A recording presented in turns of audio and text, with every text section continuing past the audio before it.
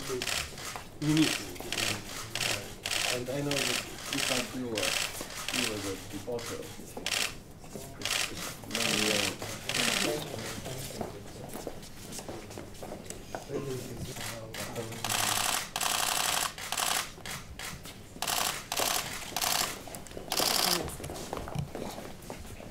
As I mentioned, well, they both released our tournament, our technique with accumulation energy, and this was the best person to.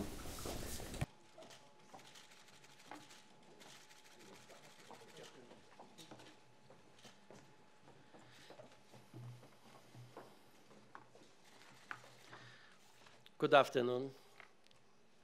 It is my pleasure, Prime Minister, my friend, to welcome you in Brussels once again. I would first of all like to thank you for paying a visit soon after your impressive victory in last December's elections and shortly after your new government was sworn in. Your government's focus on values and values-based reforms is deeply appreciated in Europe. I admire your resolve to bring about democratic reforms and economic development, which will benefit all Armenians. The EU will continue to support Armenia's journey towards becoming a consolidated democracy and creating a better economic future for its citizens. We are determined to make the promise of the comprehensive and enhanced partnership agreement a reality, with real benefits for both Armenia and the EU. The vast bulk of the agreement is already provisionally applied and has a real impact.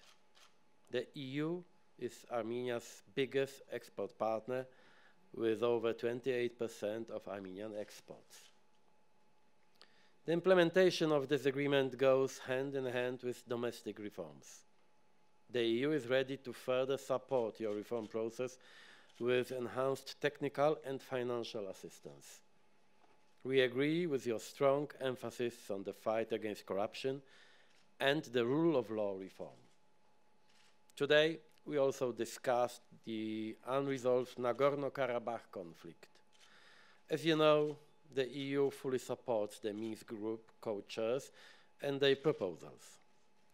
I am encouraged by the recent contacts between the leaders of Armenia and Azerbaijan and welcome the current decrease in tension.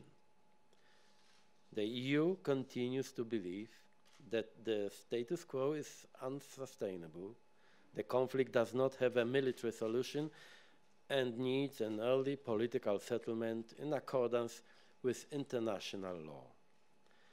Preparing the respective populations for peace is an important step towards settlement, which we are ready to support.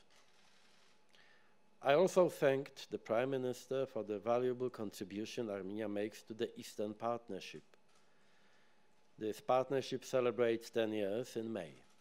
We have agreed to meet again to take stock of the progress the Eastern Partnership has made over the past decade and to look ahead on the occasion of the anniversary celebrations in May here in Brussels. So I look forward to seeing you back in only 2 months. Finally, let me make one remark about today's editorial by President Macron.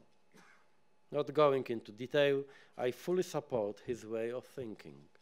Also when he says, and I quote, "There are external anti-European forces which are seeking openly or secretly to influence the democratic choices of Europeans, as was the case with Brexit and a number of election campaigns."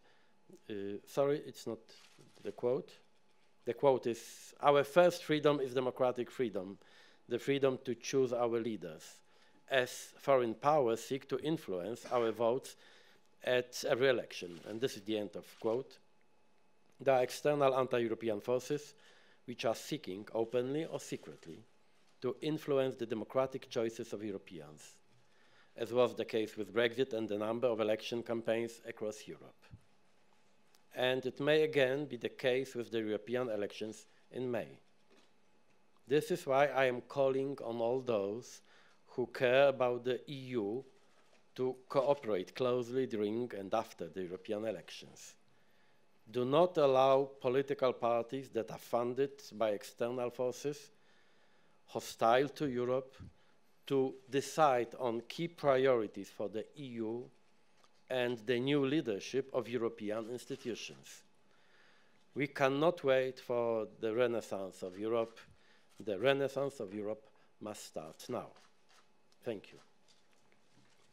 Thank you, dear President Tusk, dear representatives of mass media.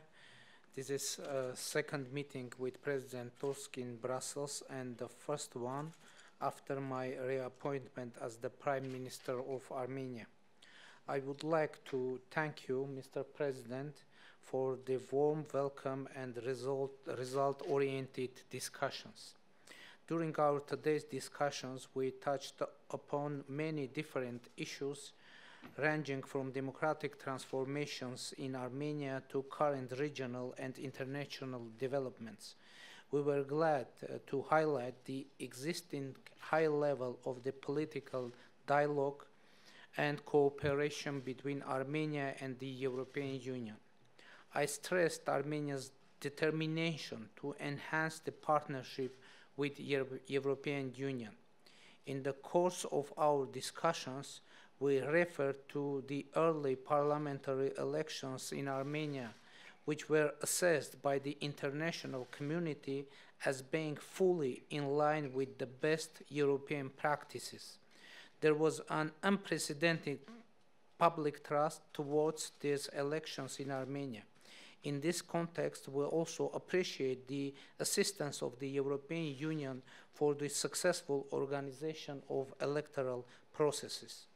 Those dynamic political changes that took place in our country, as well as the democratic elections that we had, brought Armenia and the European Union even closer in terms of our shared values. I am proud to declare that democracy is no longer endangered in Armenia. I highly appreciate the European Union's technical and financial support to our government's reform agenda, which among others includes the fight against corruption, promotion of human rights, and consolidation of the rule of law. New Armenia is ready to make steadfast efforts toward enhancing its cooperation with the European Union with new initiatives aimed at supporting our efforts to develop institutions and reinforcing our democratic achievements. I am glad that our European friends and partners have a similar approach and vision on our bilateral agenda. We are aiming to accomplish ambitious reforms based on the strong mandate of our citizens and compatriots, as well as with the increasing support of our international partners, including the European Union. During our discussion, we touched upon the comprehensive and enhanced partnership agreement, which is an important instrument for enhancing our bilateral relations and implementing our reform agenda. We agreed that the early ratification by all member states is essential and will allow us to fully benefit from the opportunity envisaged by this document. In this context, we discussed the ways of further accelerating the ratification processes. We discussed the visa liberalization process as well. The citizens of Armenia are looking forward to the opportunity of freely traveling to the European Union in the near future. We do hope that the political decision in this matter will be taken shortly, since this will produce tangible results for our citizens and give our partnership even more visibility. During our meeting with President Tusk, we also touched upon the upcoming 10th anniversary of Eastern Partnership. I reiterated our willingness to actively engage in the joint preparations for the 10th anniversary of Eastern Partnership. We also discussed the regional issues. We appreciate the EU's continuous balanced position on the Nagorno-Karabakh conflict, which supports the OSCE Minsk Group co-chairs their position and efforts for the peaceful resolution. This is a valuable contribution to the peace and security in our region. I reiterated that Armenia is fully committed to the exclusively peaceful resolution of the Nagorno-Karabakh conflict. In conclusion, I want to express confidence that our existing dialogue and the fruitful discussions that we had today will contribute to the further enhancement of our partnership and the implementation of an already ambitious agenda of bilateral relations in all the fields of common interests. I would like to once again thank you, Mr. President, for your warm welcome. Thank you very much. Thank you.